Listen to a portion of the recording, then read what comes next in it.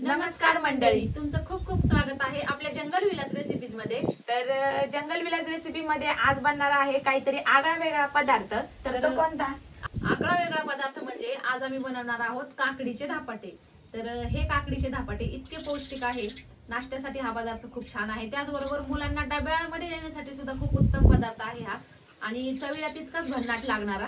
तर कमीत कमी साहित्यांमध्ये आणि झटपट होणारी अशी ही रेसिपी आहे, जे की मुलांना म्हणजे रोज तेच तेच खाऊन बोर होत असेल तर असा आगळा वेगळा पदार्थ त्यांना जर डब्याला दिला तर ते खूप आवडीने नक्कीच खातील। चला तर मग वेळ न वाया घालता आपण पाहूयात काकडीचे धपाटे कसे बनवायचे ते, आणि तेही झटपट एकदम। चल स्वाती मग। हो चल। तर इथं चूल पेटवलेली आहे अगोदरच, कारण चुलीमध्ये आहाराची खूप गरज आहे, विस्तवाची गरज आहे, त्यामुळे अगोदरच लाकडं घालून पेटायला सोडलेली आहे चूल। तर आता आपण पाहूयात की आपल्याला काकडीचे धपाटे बनवण्यासाठी काय काय साहित्य लागतं इथे।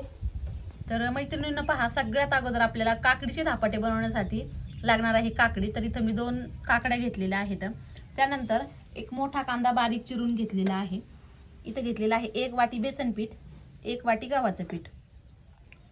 तर आता इथं मी गव्हाचं पीठ आणि बेसन पीठ घेतलेलं आहे। तर मिश्र डाळींचं पीठ घेतलं तरी चालेल, तर त्याच्यामध्ये तुम्ही तांदळाचं पीठ ऍड करू शकता, ज्वारीचं पीठ ऍड करू शकता, पुन्हा बाजरीचं पीठ सुद्धा ऍड करू शकता। पिठाचं प्रमाण खालीवरती झालं तरी चालेल, कुठल्याही याला असं पिठाचं प्रमाण ह्या धपाट्याला लागत नाही, कमी जास्त केलं तरी चालेल, आणि कुठलंही पीठ घेतलं तरी चालेल। तर इथे पहा, हिरवी मिरची, आलं, लसूण आणि 1 चमचा जिरे याची मिक्सर मधून जाडसर अशी वाटण करून घेतलेलं आहे। त्यानंतर इथं पहा 1 चमचा पांढरे तीळ घेतलेले आहेत, 1 छोटा चमचा धण्याची पूड घेतलेली आहे, 1 छोटा चमचा जिरे, त्यानंतर इथं छोटा चमचा 1 साखर घेतलेली आहे। साखर ऑप्शनल आहे, हवा असेल तर टाका, नाहीतर नाही टाकली तरीही चालेल, पण साखरेने चव थोडीशी एक चेंज होते, छान लागते, त्याच्यामुळे मी इथे 1 चमचा ऍड केलेली आहे। त्यानंतर 1 छोटा चमचा हळद आणि कोथिंबीर घेतलेली आहे, चवीनुसार मीठ घेतलेलं आहे। तर सगळ्यात अगोदर ह्या काकडीच्या सगळ्या साली काढून घेतल्यात आणि याला मी आता किसून घेणार आहे छानपैकी।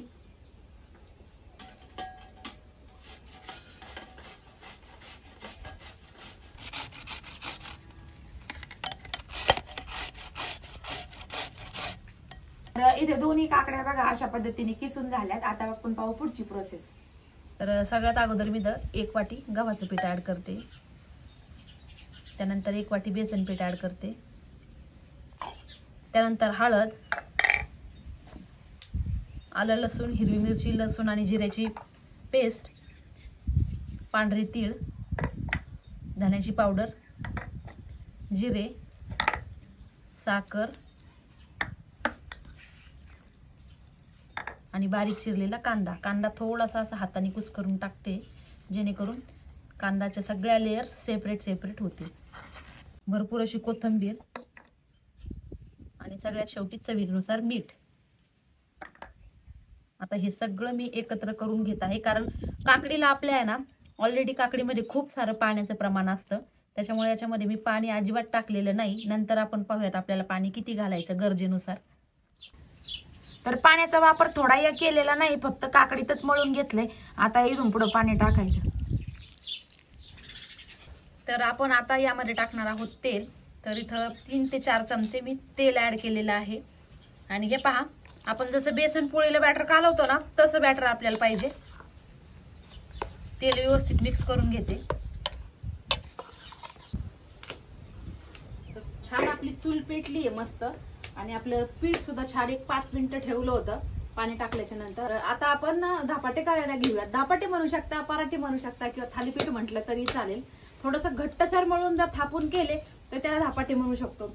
आपण जसं डोसा बनवतो तसं डायरेक्ट चमच्याने त्यावरती टाकून पांगून केले तर त्याला थालीपीठ म्हणू शकतो. तर सगळ्यात अगोदर मी इथे थोडंसं तेल टाकून घेतलेलं आहे.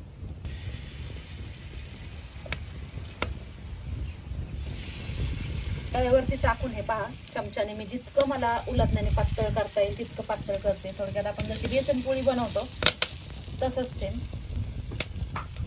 यावरती मी वरनं थोडीशी हावरी टाकते. हावरी थोडीशी दाबून घेते मी, जेणेकरून उलटल्यानंतर ती बाहेर निघणार नाही.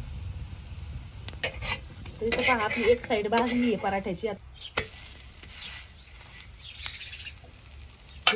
तर छान असं खरपूस आपलं धपाटं भाजलंय आणि अशाच पद्धतीने मी आता सगळे बनवून घेते. अगदी कमीत कमी जाळामध्ये याला भाजायचं आपल्याला. तर इथं ना एकदम कमी जाळामध्ये मी भाजते. चुलीला जाळ एकदम जास्त लागला की धपाटं एकदम लगेच करपतं. त्याच्यामुळे मी लाकडं काढून घेतलेत आणि फक्त विस्तू आहे खाली, विस्तवावरतीच मी भाजते.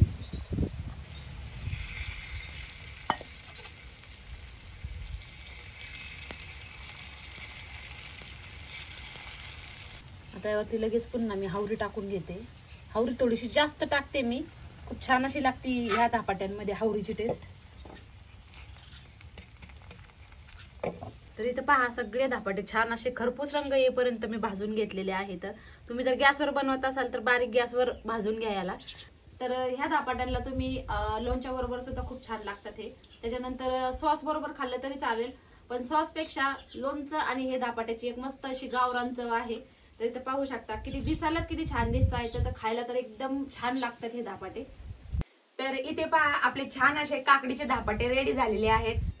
जर तुम्हाला हा व्हिडिओ आवडला असेल तर व्हिडिओला एक लाईक नक्की करा आणि आपल्या जंगल विला चॅनलला सबस्क्राईब करायला विसरू नका. चला तर मग भेटूयात आपल्या पुढच्या व्हिडिओमध्ये. तोपर्यंत चुलीवरचं जेवण खात राहा, स्वस्त राहा, मस्त राहा. व्हिडिओ पाहिल्याबद्दल सगळ्यांचे धन्यवाद.